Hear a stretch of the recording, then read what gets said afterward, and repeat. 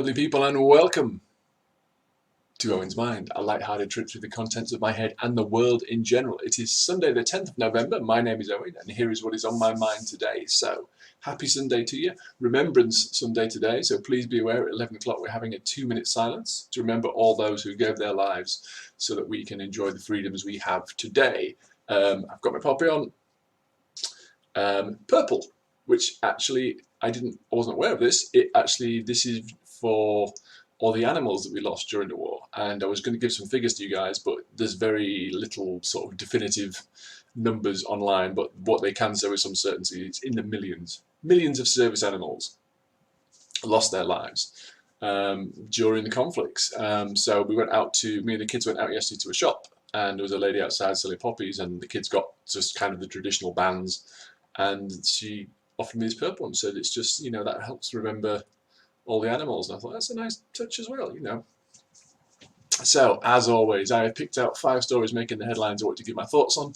Links are in the description below so you can read each article in full and show those original publications some love. So, without further ado, let's get into it. So, story number 1, of course, it has to be, this is in BBC News today, and this is about the Remembrance Sunday events that are taking place. So, politicians, royal family members, veterans will commemorate those who lost their lives in the conflict later as the UK marks Remembrance Sunday. The 2-minute silence, as I've said, will be held across the country at 11 o'clock Greenwich Mean Time. So all the party political stuff, all that stops. So Boris Johnson, Corbyn, Joe Swinson, they take a break from the election campaign, step aside, and they're going to gather at the Cenotaph in London, where Prince Charles will lay a wreath during a service on behalf of the Queen, who will watch from a balcony. Also in attendance, Duke and Duchess of Cambridge, Duke and Duchess of Sussex, who are reunited for this Saturday for this year's Festival of Remembrance at the Royal Albert Hall. Starting at the same time as a 2-minute silence, the service at the Cenotaph will honour the armed forces community, the British and Commonwealth veterans, the Allies that fought alongside the UK, and the civilian servicemen and women involved in the 2 world wars and later conflicts. Following the service, up to 10,000 war veterans will march in a slow procession past the War Memorial. World War II veteran Ron Freer, 104, who is blind, will be the oldest marching at the Cenotaph this year. The Remembrance Sunday commemorations always hold special significance for him because his father was killed in 1918 and he's buried at the Dernancourt Communal Cemetery in the Somme, France, according to Blind Veterans UK. So, yeah, it's one of those days, where we reflect on what we were given and the people who gave their lives so that we can enjoy the lives we have today. Boris Johnson said he'd be proud to lay the first wreath at Cenotaph as Prime Minister and vowed to continue to champion those who serve today with such bravery in our military. Okay. Labour leader Mr. Corbyn said in a video message that many serving personnel, veterans and families were not getting the support they deserve, and Liberal Democrat leader Ms Swinson said people should pause to reflect and remember how fragile peace can be. So all good points. They're going to be joined by the Scottish National Party's Westminster leader Ian Blackford and DUP's Nigel Dodds. In Scotland, the First Minister Nicola Sturgeon will lay a wreath at the Stone of Remembrance at Edinburgh City Chambers before giving a reading at the service at St Giles Cathedral. This year marks 100 years since the first 2-minute silence was observed on Armistice Day, 11th of November 1919. So, yeah. British leaders urged the nation to pause their daily activities to join in the act of remembrance on Sunday. So, it is important. It is important to remember these times. Now, like I said yesterday, me and the kids got our poppies, and the kids were like, "Well, we've got to be silent. Why? What's the silence? What's the point of it?" And it's like, it's paying respects. And they were kind of like, they don't get it. It's like, why?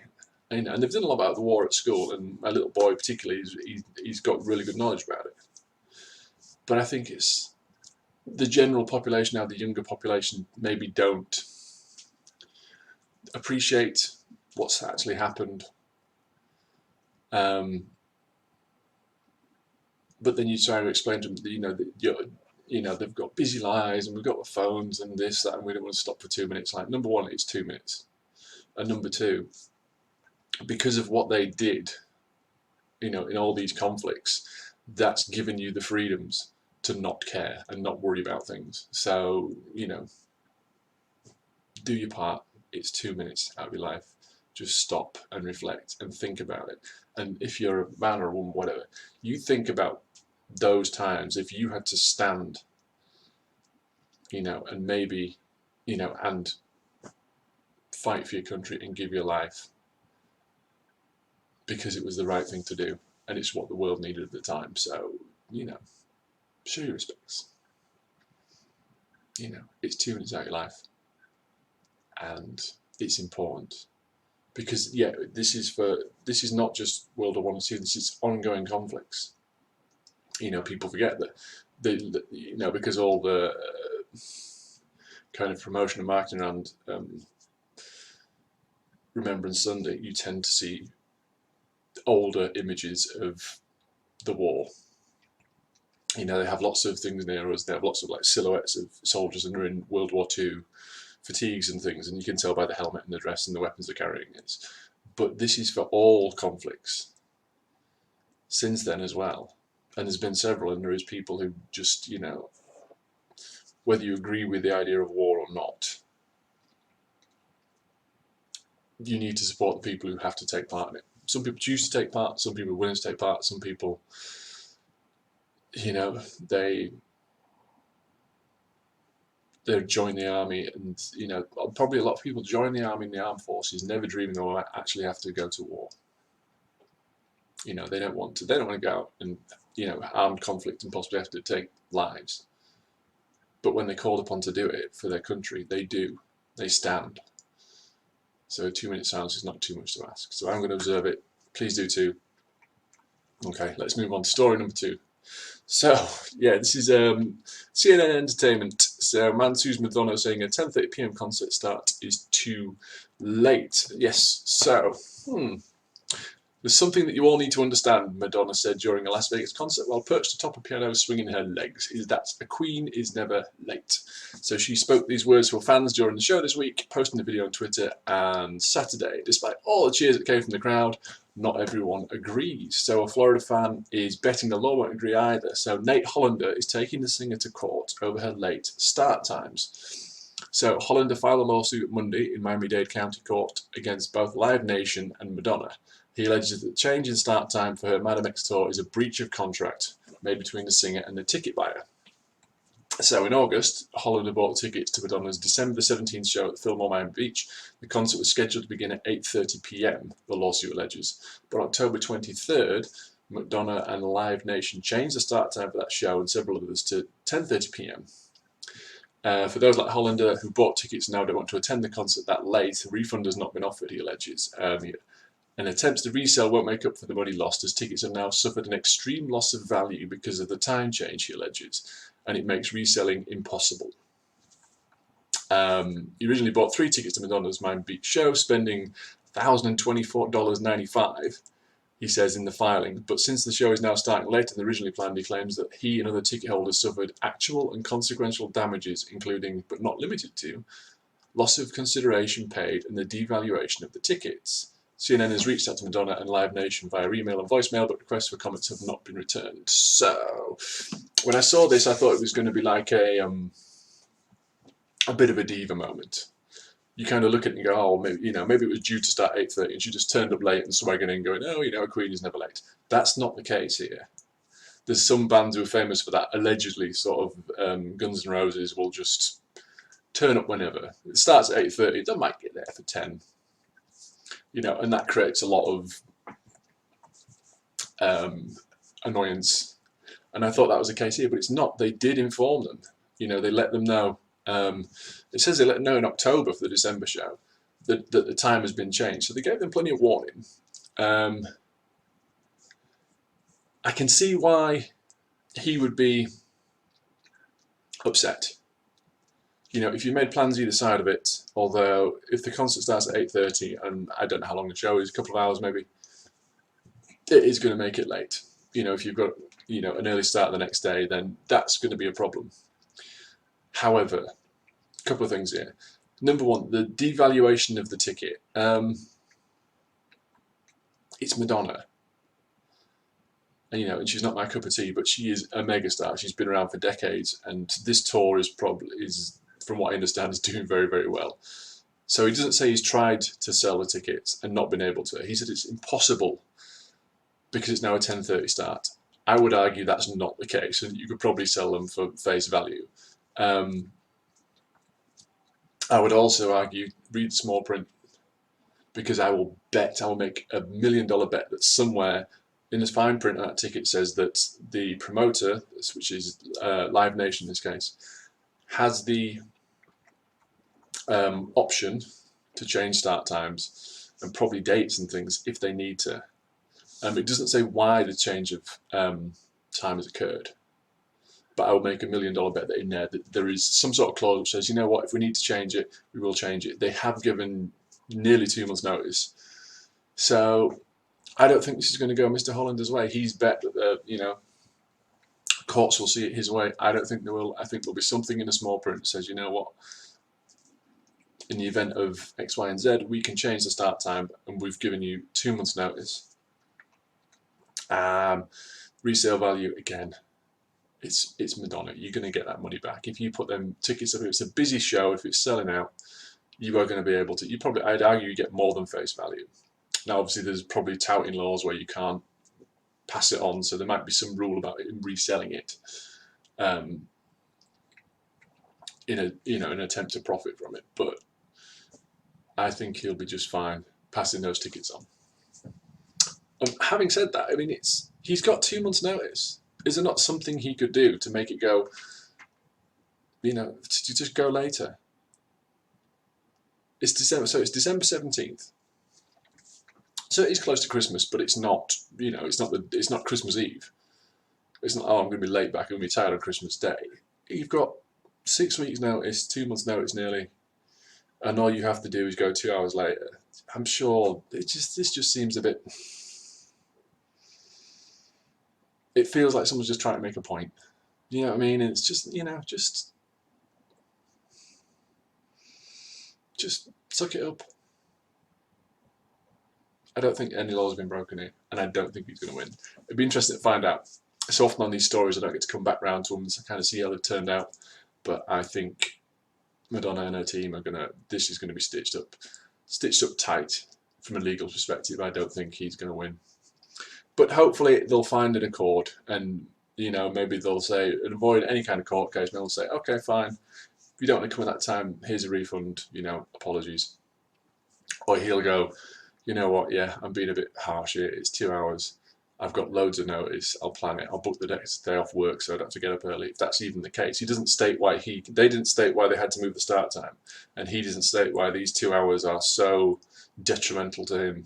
So. Yeah, there we go. Anyway, moving on. Story number 3. So, yeah, this is a good one. This is in the Mirror today. So, mum slams a bakery over embarrassing unicorn cake for her daughter's birthday bash. So, yes, an enraged mum slammed a bakery over a phallic-looking unicorn cake she ordered for her daughter's 5-year-old birthday. Alexandra Schroeder said she spent £289 at Whipped Bakery in Michigan to rent the venue and to order the unicorn cake. But it turned out to be a disaster. So. She told Wilkes News 10 that the cake was supposed to resemble a unicorn with a twisted golden horn. The horn came out in a shape that was so embarrassing, she said. Okay, so, just so you know, this is what it was supposed to look like. Lovely unicorn cake. Hey, everyone, all kids are happy, but what they actually got was this. Oh, it's not fair. So, yeah, that's what they got.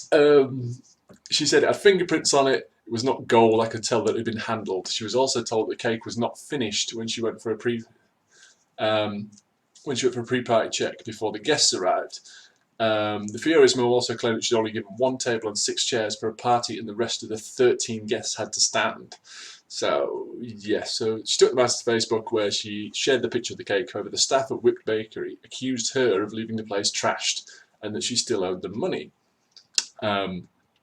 Whipped Bakery responded and said, how do you not clean up after a birthday party? We won't let someone ruin it for everyone. We've learned from today's experience, all future events will have a contract with costs listed that must be paid for before the event. We won't allow our staff to be screamed at after asking for the remaining balance at the end of a party. We're glad everyone enjoyed our delicious cake, cupcakes and shakes. Alexandra hit back, saying they're now slandering me, saying that I have a balance owed, and I've paid the bakery $370, so there's £289. She was blocked on Facebook, which has left her unable to add a review of the service. She told the media she's not asking for the money back, but wanted to share her experience with other potential customers. Whipped Bakery have taken down their Facebook page and claimed the matter would be now settled through litigation. So this is a real mixed bag. Because I look at that cake and I'm like, 289 quid or $370 is a lot of money, and I would be very disappointed if that's what I got, because it's not as advertised. It doesn't look like it's supposed to look. And if it's got fingerprints on it and looks like it's been rushed, and when she's informed at the pre-party sort of planning stage that it's not finished yet, no, that's not as advertised. So yeah, point number one. Point number two, if they didn't even put enough sort of table and chairs out for the party that was coming, then yeah, again, that's on the venue, as long as it was very clear beforehand what was coming. So I think this woman, in her position, she's got every right to be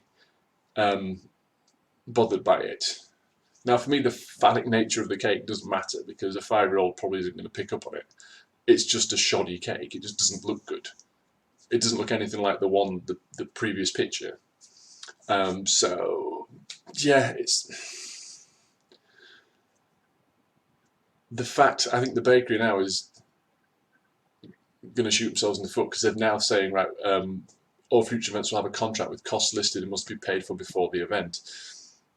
People are going to go, what, so we have to pay everything up front, but then if they deliver this kind of service again, people are going to sue them to get that money back. So they're in a position now where it's like, no, we need to get more money out of this customer, and the customer's like, I'm not giving you any more money because you gave me terrible service. So all that's going to happen is that's going to get flipped round, and now you're going to get the bakery having all the money in advance, then customers going, no, we want that back because you didn't meet our expectations. Having said that, maybe a contract's a good thing, because in that contract, if they've got it, you know, if it's appropriately written, it will say that, you know, certain standards have to be met, you know, for this payment to be made, and it would include things like seating for your guests, not seating for half of them, the rest of them have to stand. So yeah, I'm on the mother's side. I wouldn't be happy if everything she said is true. So the picture of the cake, yeah, you can tell that is not, yeah, I wouldn't be happy paying for that. Certainly not 289, which I don't think is just for the, it says is just for the cake, and there's other money, the other money is for the hire of the venue. If the 289 was for everything, you kind of go, well, the cake was disappointing, but, you know, everything else was good. Well, no, everything else wasn't good, and there's an extra charge for that everything else that wasn't good as well. So yeah, I'm on the parents, I'm on Alexandra's side here, and I hope it gets settled, and maybe the bakery learns some lessons. Maybe everyone learns some lessons from this, and going forward, the business will get better, kids will get happier, and unicorn horns will get thinner and more horn-like and less, yes. Anyway, moving on, story number 4. So this is via The Independent via MSN News today. So metal detectorist looking for a friend's wedding ring discovers a haul of gold coins worth at least £100,000. So yes, he stumbled across a hoard of gold coins believed to be worth around 100 grand. This is Paul Reynard was on holiday when he discovered the trove in a field in Ballycastle, Northern Ireland.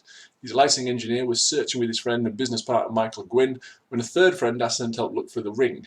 It doesn't say how he lost it, but, you know, they said, you know, help me find his ring. So they've been on the hunt for 2 hours, and Mr. Reynard found a haul of 84 coins, the oldest of which dates back more than 500 years. Video footage of the moment that the 44-year-old found the haul shows a businessman pulling several muddy coins from the soil, and he screams, "This is a moment we've dreamed of. There's an effing fortune here." He said he then jumped up and down, ran in the field in tears to find Michael. Mr. Reynard, "It's something I've dreamt of finding since I was a kid. It's an amazing feeling. It's like checking lottery numbers and realising you've hit the jackpot." So the oldest coin is dated 1512, was made when Henry VIII was king, and he believes it could be worth up to as much as £5,000. Another coin dated 1546 could be worth up to 3,000, and the rest in the trove could be a couple of £100 each. Mr. Reynard and Mr. Gwynn usually study old maps for signs of ancient settlements or battlegrounds where such coins may be buried, and then they go and, you know, with their detectors and look for it. He goes, "I saw 1 or 2 coins at first, but I had no idea the size of the haul to begin with. Mr. Reynard said, I went to fetch Michael, who was across the field, so we could share the moment together. I was shaking, I still can't believe it now. He's been interested in metal detecting since he was 7, and he purchased a £600 detector 9 years ago. So yeah, it's a decent amount of money. So he's serious about it. So it sounds like a good bit of kit. Mr. Reynard said he has sent the coins to the Ulster Museum, where a team of experts will value them, and if he sells them, the money will be split equally between him and the landowner. So yeah, in any instances like this, you need permission from the landowner, to go and detect on their land, and this is it. The split is 50-50. So fair play to the guys. You know what it says? Like, he's been interested in this since he was 9. They've been doing it a while, and it's paid off. It doesn't say if his friend found the ring, though. I'm pretty sure if he didn't, he's got a story to go back and tell his wife. And if he does sell the coins, then maybe the friend will be able to buy a new ring if it is lost. So it doesn't say how it was lost. It doesn't say if it just, whatever happened, it fell from his finger, or if it had been lost previously and they would just happen to be there, and they're like, anyway. So 3 buddies found these coins, and yeah, nice story. Why not? Fair play to them. This last one is mental. Story number 5. Snorty UAPs. This is in the Sun today. British pensioners aged 90 and over are being admitted to hospital after taking cocaine. Yes. So yeah, 10 people aged between 90 and 99 were admitted with mental disorders due to the use of cocaine last year. Shocking new NHS digital figure show. This is compared to 2 a decade ago. So 45 people a year aged 60 and over were treated in hospital in England for cocaine-related disorders 10 years ago, but that number soared to 379, reports the Sunday Times. Experts last night put the rise down to existing users living longer and the increasing purity of the drug, as well as falling prices. So yay for cocaine. Cheaper and better quality. Brilliant. At least the drug dealers do well. Dr. Emily Finch of the Royal College of Psychiatrists described the rise as deeply worrying. She said many people don't realise that cocaine can cause mental health problems, resulting in people becoming so unwell they need to be admitted to hospital. So yeah, this is it. So they've put it down to existing users because the product is of a better quality, there's less impurities in it, they're actually living longer, because the price is coming down as well, so people can afford it, I suppose, into later years. But it's one of the things you just kind of assume, the whole kind of, you grow old gracefully and all this lot. You don't assume that kind of pensioners, especially sort of, up to, nearly 100 years old, are still raising hell. So, but it says, so these are, just to clarify, they were admitted with mental disorders due to the use of cocaine. So it doesn't say if they're still using, it's just saying that their use, maybe in the past, has led to these mental conditions they're now being hospitalised for. It doesn't say, like, he was 99 and he came in